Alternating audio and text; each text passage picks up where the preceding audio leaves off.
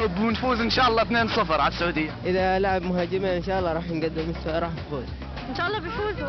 والله ان شاء الله يعوضون مثل الخساره الاولى. اردن طبعا.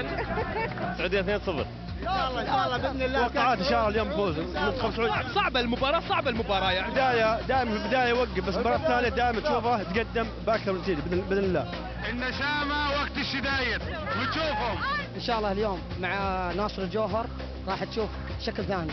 والله بتمنى الفوز يعني ان شاء الله للاردن، وبتمنى التوفيق كمان يعني للدوله الشقيقه السعوديه. لا السعوديه فرطت 3 نقاط، مستحيل تفرط 3 نقاط. اردنيه ان شاء الله بعون الله يا رب.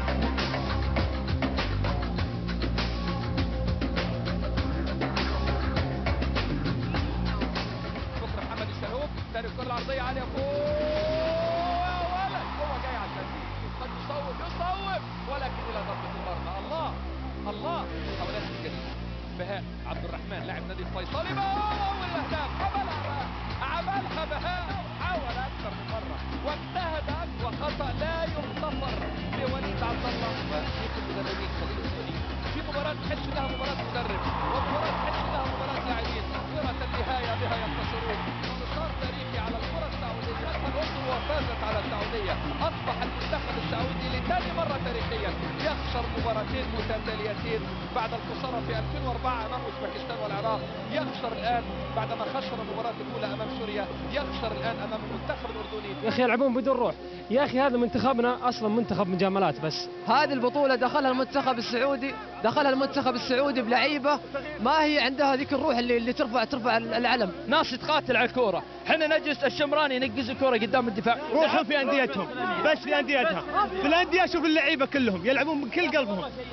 المنتخب ما في. اعطونا محمد نور ناخذ كاس العالم. وين عبد الرحمن قحطاني؟ وين وين محمد نور؟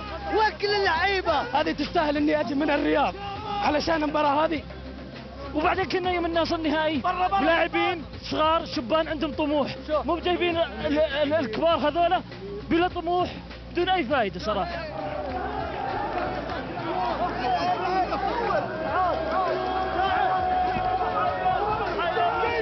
المنتخب السعودي اليوم بدع بس هارد لك لنا ان شاء الله، والف مبروك للاردن.